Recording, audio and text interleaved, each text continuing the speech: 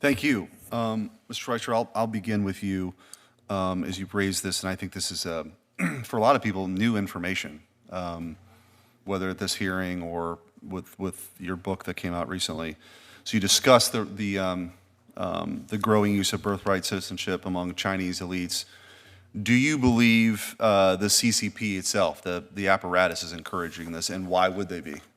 It's a great question. Again, we can only look at what their actions are. They have run articles in the People's Daily, which is the main news organ of the Communist Party, explaining that you have a constitutional right in the United States.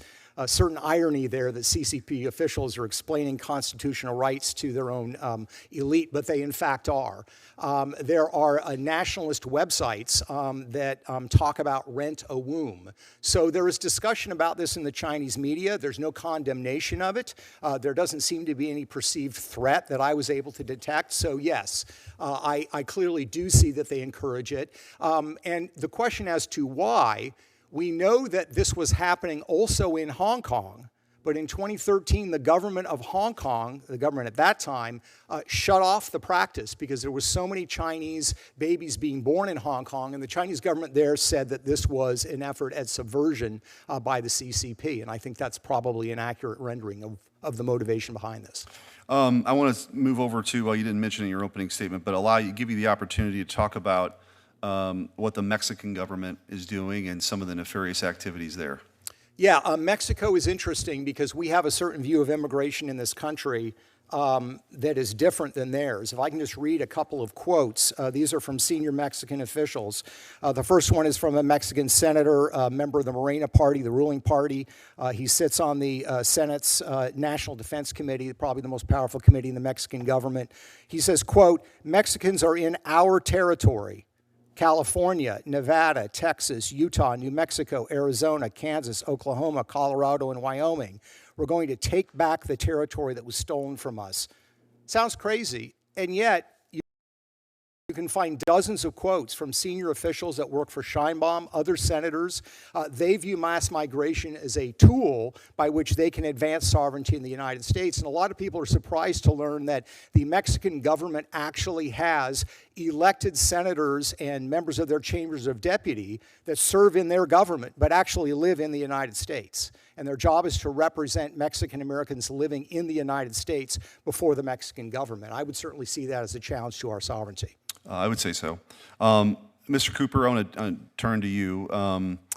In your brief, you explained that the text of the 14th Amendment suggests more than mere birth is needed for birthright citizenship, and the text says those born in the United States and subject to the jurisdiction thereof. This is the crux of the case, right? This is what the whole case is going to come down to. Could you just explain again, I know that we've got some members that have come in since you gave your opening statement, what that actually means? What was the public understanding of those actual words at the time? Thank you, Mr. Chairman. That is where the rubber meets the road in the case, absolutely. What does subject to the jurisdiction of the United States mean, and therefore what does jurisdiction mean? And the one thing I think we can say it doesn't mean is simply the laws of the United States. And that's essentially the argument that most of the advocates of universal birthright citizenship advance. If it were that easy, why didn't they just say subject to the laws thereof? They didn't. They used the word jurisdiction, and that's an ambiguous term. But they clearly had an understanding of that term that was related, as I mentioned earlier, and as you did as well, Mr. Chairman, to the complete jurisdiction of the United States, not the kind of temporary and local jurisdiction that a visiting foreigner, and allegiance that a visiting foreigner owes to the United States, because that visiting foreigner has to obey our laws, but rather the complete jurisdiction, the kind of jurisdiction that when the person is away in a foreign country, this country cares about and extends its protection to, complete jurisdiction. And Mr. Chairman, the clearest understanding of what jurisdiction meant was not subject to a foreign power, because the ink on the Civil Rights Act was not even dry when they adopted the 14th Amendment, and clearly the supporters of the Citizenship Clause understood and intended that to mean the same thing.